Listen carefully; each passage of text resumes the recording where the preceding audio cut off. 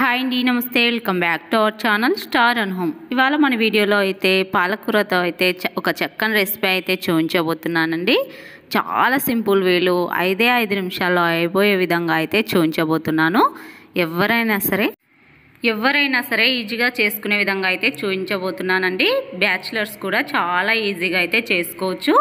ఇక్కడ రైస్ లెక్క కానివ్వండి, చపాతీ లెక్క కానివ్వండి, రోటీ లెక్క కానివ్వండి, చాలా కమ్మగా ఉంటుంది. ఒకసారి తప్పకుండా ట్రై చేసి ఎలా వచ్చిందో కూడా కామెంట్ సెక్షన్లో తెలియచేయండి. ఇలా ఒక్కసారి చేశారనుకోండి, ఇంకొకసారి అయితే ఇదే ప్రాసెస్లో అయితే చేసుకొని అయితే తింటారు. అంత చక్కగా ఉంటుంది. ఇప్పుడు వీడియోలోకి అయితే వెళ్ళిపోదాం. వీడియోని అయితే చివరి దాకా చూడండి ఫ్రెండ్స్. అలానే వీడియో నచ్చినట్లయితే లైక్ చేయడం మర్చిపోద్దండి. ఇలాంటి మరిన్ని అప్డేట్ కోసం అయితే ఛానల్ని అయితే సబ్స్క్రైబ్ చేసి సపోర్ట్ చేయండి. ఇప్పుడు మనం ముందుగా ఒక 2 కట్టల పాలకూర కట్టలను అయితే తీసుకున్నామండి. ఇక్కడ గడ్డి అలాంటివి ఏమీ లేనట్లుగా నీట్గా సపరేట్ చేసేసుకొని నీట్గా చిన్న చిన్న ముక్కల్లాగా అయితే కట్ చేసుకోవాలండి. ఈ కర్రీకి కావాల్సింది మెయిన్ ఇంపార్టెంట్, చాలా సన్నగా, మీకు వీలైనంత సన్నగా అయితే కట్ చేసుకోవాలి. నేనైతే ఈ విధంగా వీలైనంత సన్నగా అయితే తరుక్కున్నాను. అలానే 2 కట్టల పాలకూర కట్టలకైతే నేను ఇక్కడ చాలా సన్నగా ఉండే ఉల్లిగడ్డలను అయితే ఒక 5-6 తీసుకున్నాను. ఇప్పుడు వాష్ చేసి నీట్గా పక్కన ఉంచుకున్నాను. వాటిని అయితే కట్ చేసి ఉల్లిగడ్డ ముక్కల్ని అలాగే ఎల్లిపాయలను అయితే ఒక 4-5 ఒలిచి పక్కన పెట్టుకున్నాను. అలాగే కొన్ని ఒక 10-15 రెమ్మలను అయితే నేను డైరెక్ట్గా అయితే వేసేసుకుంటున్నాను. ఇప్పుడు ఇలా కట్ చేసుకున్న ముక్కలన్నీ ఒక మిక్సీ జార్లోకి అయితే వేసేసుకొని ఉల్లిపాయ ముక్కలు అలాగే ఎల్లిపాయ వెల్లుల్లిపాయ కూడా వేసేసుకొని తగినంత ఉప్పు వేసుకొని అంతేకాకుండా అందులో సరిపడా కారాన్ని అయితే వేసుకోవాలి. ఇక్కడ పాలకూర 2 కట్టలకు 2 టేబుల్ స్పూన్లు అయితే చాలా చక్కగా అయితే సరిపోతుంది.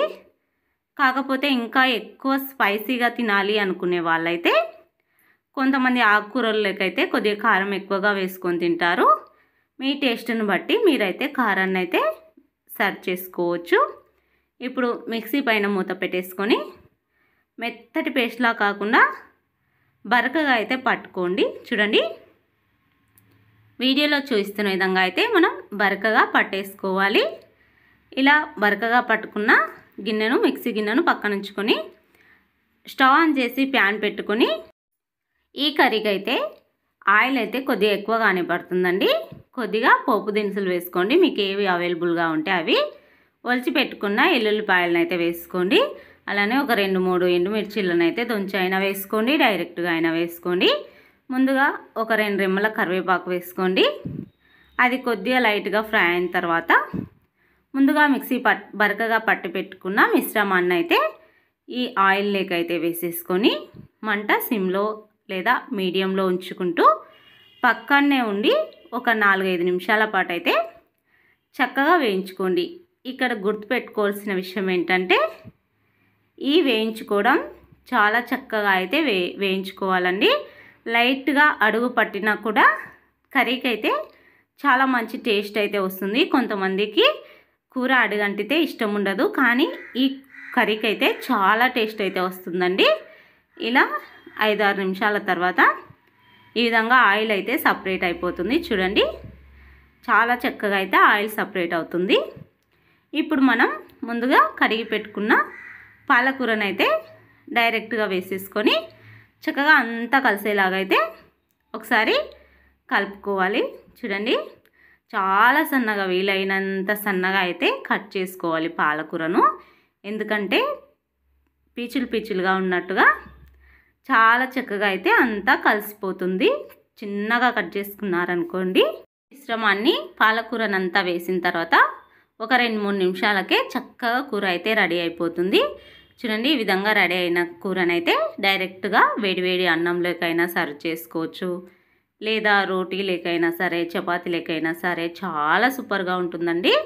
నాకైతే వేడివేడి అన్నంలోకి అయితే నేను సర్వ్ చేసుకున్నాను. మా హస్బెండ్కి, మా పిల్లలకు, అలాగే మా ఇంట్లో వాళ్ళందరికైతే చాలా బాగా నచ్చిందండి.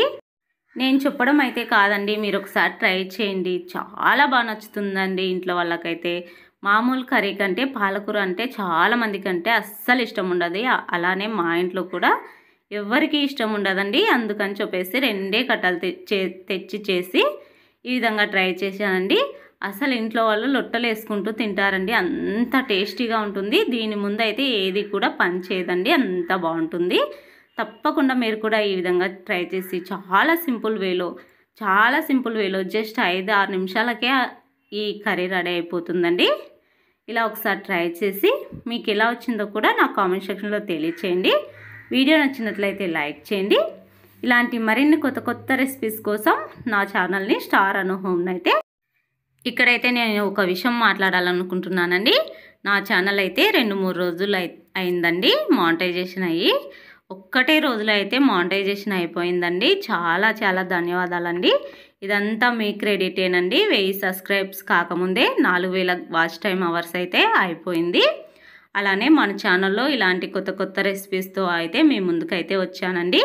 మంచి వీడియోస్కి చాలా మంచి వ్యూస్ అయితే వచ్చాయండి. ఇదంతా కూడా కాబట్టి నేనేం చెప్పాలనుకుంటున్నానంటే మన సబ్స్క్రైబ్స్కి నాకైతే 1000 మంది సబ్స్క్రైబ్స్ 4000 వాచింగ్ టైమ్స్ అయితే ముందే అయిపోయిందండి. 1000 సబ్స్క్రైబ్స్ అయితే కాలేదు, కానీ రీసెంట్గా 2-3 రోజుల్లో అయితే అది కూడా అయిపోయిందండి. ఒక్కటే రోజులో అయితే మానిటైజేషన్ కూడా కంప్లీట్ అయిపోయింది. కాబట్టి నా సబ్స్క్రైబ్స్కి ప్రతి ఒక్కరికి పేరున అయితే ధన్యవాదాలండి. మీరు నా వీడియోస్ చూసి నన్ను ఇంత సపోర్ట్ చేయడం వల్లే నాకైతే ఈ క్రెడిట్ అయితే వచ్చింది. మానిటైజేషన్ అయితే కంప్లీట్ అయిపోయిందండి. ఇప్పుడు ఇంకా మంచి వీడియోస్తో అయితే మేము ముందుకంటే వస్తానండి. వీడియోనైతే లైక్ చేయట్లేదండి. వీడియో నచ్చినట్లయితే లైక్ చేయండి. Thanks for watching.